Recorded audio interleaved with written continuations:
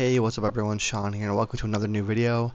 So, many years ago, back in, I don't know what year it was honestly, but in the early 2000s, right around when the iPhone came out, because the iPhone again was obviously the first smartphone really of its kind overall, and it's funny to me because how the iPhone was really, I mean, it was the first smartphone of its type, I should say, and it's funny how it was the first phone of its type to be released, but then now over time Apple has become, as far as mobile stuff goes, they've become a company that is almost last everything because they need to do it the Apple way, the Apple version of it all, and that always takes them a couple, maybe some extra years in many cases. But one thing I think that is funny, and I'm only bringing this up and making a video for it because of the fact that when I was in my 20s and I was working in retail, and because when I was in my 20s working in retail, I sold most of my jobs were were doing sales for either wireless companies or selling computers or just things like that of that nature. But tech retail. So Best Buy, Apple Store, Target, like those areas is where I worked in my 20s overall when I was in school. And it's funny to me because back then there was a very funny and stupid and interesting and annoying at times kind of battle, if you want to call it that, of or competition really overall between mostly Samsung and Apple, and then of course other companies, other brands always kind of made their motions and made their waves or currents, whatever you want to call it. Too many water names there, but made their name known a little bit every now and then over the years.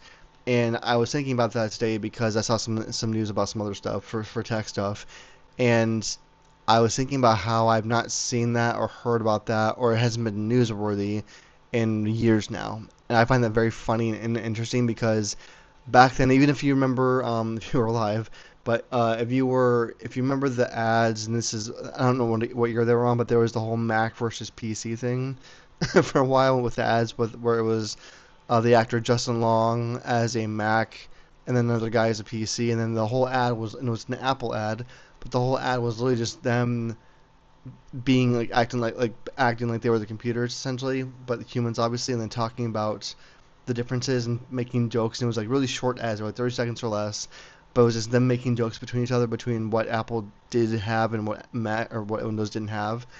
And that was kind of the beginning of it overall, in a way, at least in my opinion, it was like that was a large part of the beginning of it all.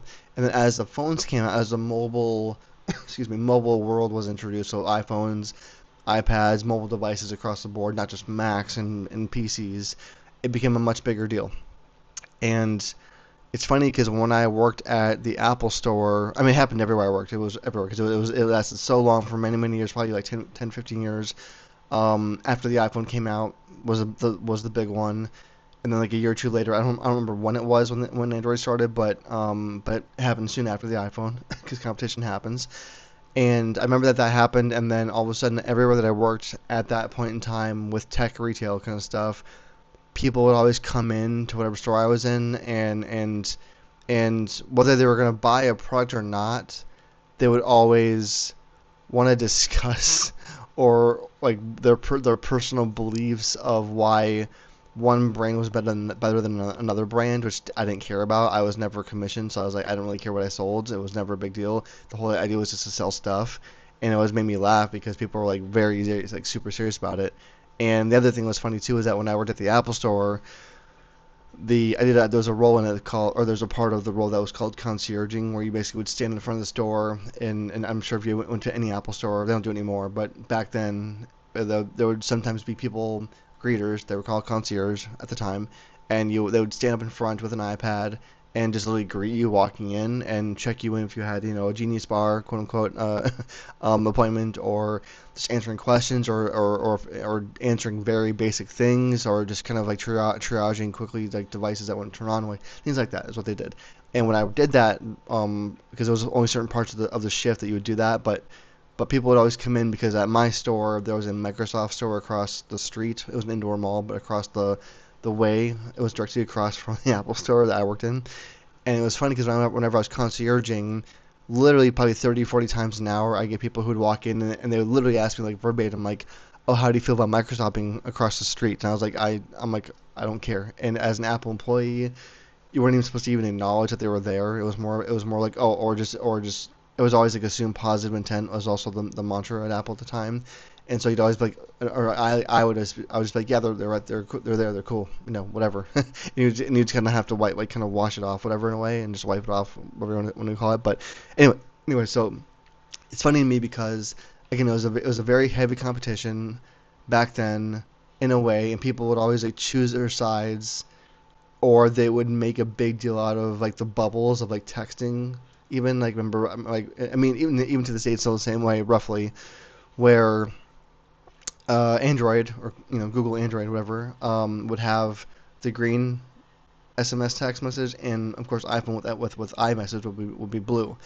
And that was a running joke for a long time too. Though again, there's many jokes like that too, where they were very like always software based or hardware based, whatever it might have been.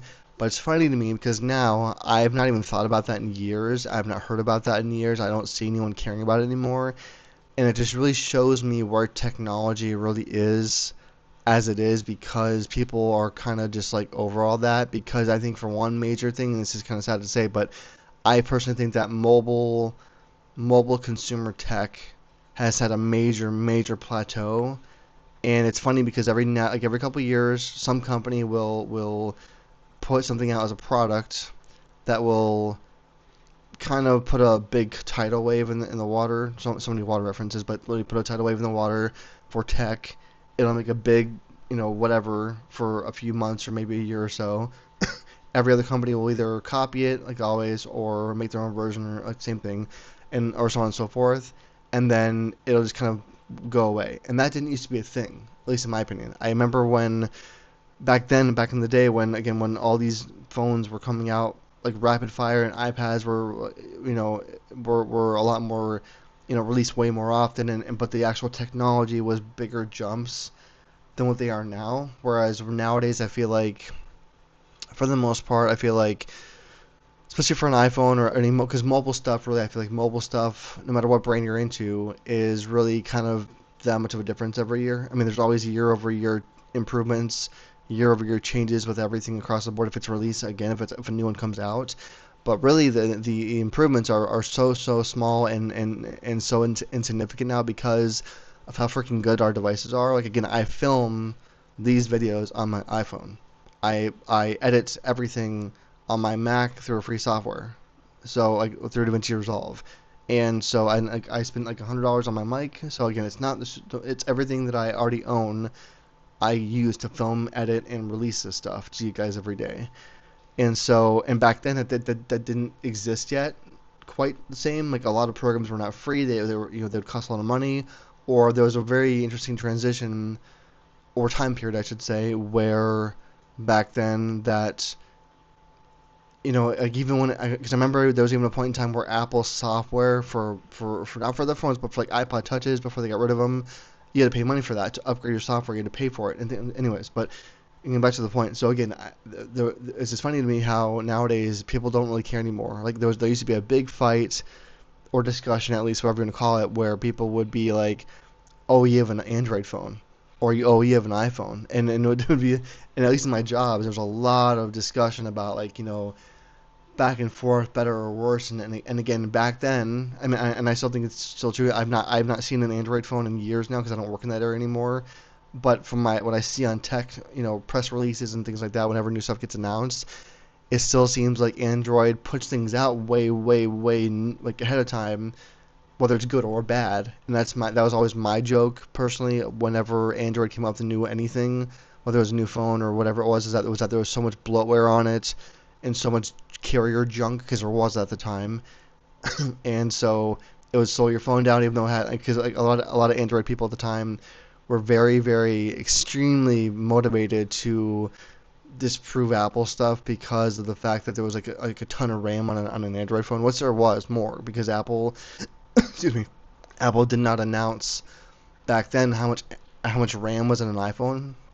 They didn't put any specs out there. It was just all about battery life, camera strength and quality, video camera strength quality, software features, that kind of thing. They didn't ever post or release any details about what the hardware actually was inside their phones or their devices. They did on computers because you can customize that, but not on the mobile devices for a very long time. and that's changed obviously like now, because now we have literally software that can pull apart that information out of the actual, the chips and tell you right then. So it's pretty much, for the most part, public information nowadays when products get tested out, in the public eye and that thing. But again, I think it's very, very funny and super interesting that all those discussions and all that fighting is over now because no one really cares anymore. Because for the most part, overall, for the most part, the stuff you want, whether it's iMessage or Apple Music or Spotify or whatever it is across both platforms, is available on everything.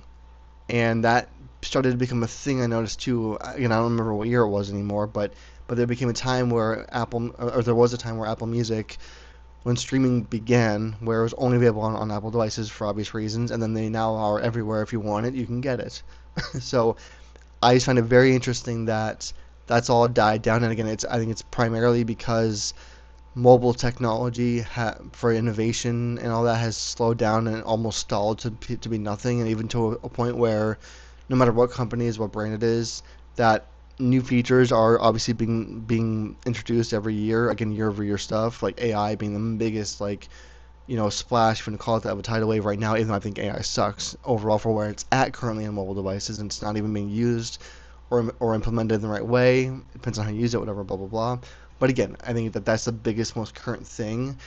And so it's just funny to me how, like, I even had a recent discussion, sort of, you can call it that, with a tech friend of mine where they have an Android phone, and I was just like, do you still enjoy your Android phone? And he didn't even like seem happy about it, but he was content in that sense, which I think is a very natural, normal, now in 2026 especially, kind of reaction or answer to, are you happy with your phone? Because we're all at this point now. I feel like as at least in the states we are, or in my area, whatever, that I feel like we're all at a point where we really don't care about phone technology anymore. I mean, we do, like, as a techie, for me, like, I love phones, but I don't really pay attention anymore to, like, what megapixel my camera is, or what, or things like that, like the really nitty gritty stuff, because the iPhone or any smartphone, if you buy the flagship version or anything that's, like, usually over like $1,000 or more, the majority of them have the same stuff, or again slightly improved things year over year, and they work just fine. And we've kind of moved on from that. But again, I find that very interesting because there was so many discussions and battles and competition back in the day, where it was like, what's best for who, as far as brands go, and it always came down to, like, again, like what do you want out of your phone? And I remember, like, even asking people when I did sales across the board, whether it was a carrier store or Apple store, wherever it was, or Best Buy, I would always be like, okay, what do you use your phone for? And it really always came down to, again, branding, what app store you like the most, and things like that. And it was just a funny conversation back then to where now I would be. I mean, well, nowadays I feel like everything's online anyways. Back then, people actually bought phones in stores or bought mobile devices in stores. Now it's all online and it's shipped to people. And I think that is also a huge, huge differentiation to where it was years ago, when people would want to go to a retail store to upgrade their phone. And now, because now, again, now it's so much easier, because back in the day, stock levels of any phone, for the most part, when it was like a flagship phone, would be on purpose limited in person, or limited for the first batch, to hype up sales, that kind of thing.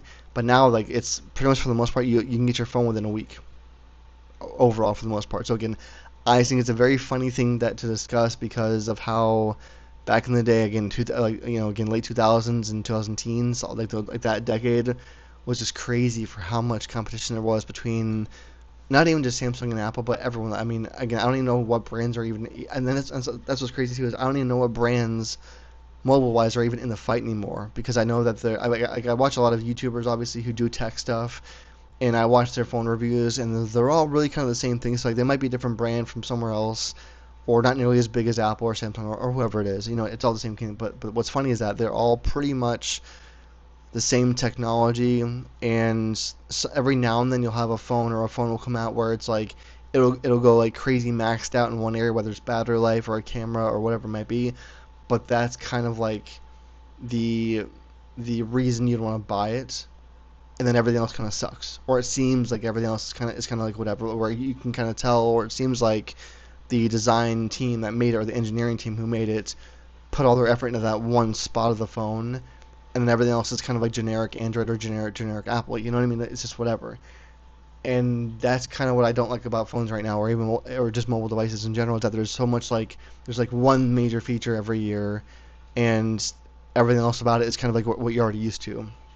And it makes me wonder, like, what's the future of phones? Like, are we going to move away from phones?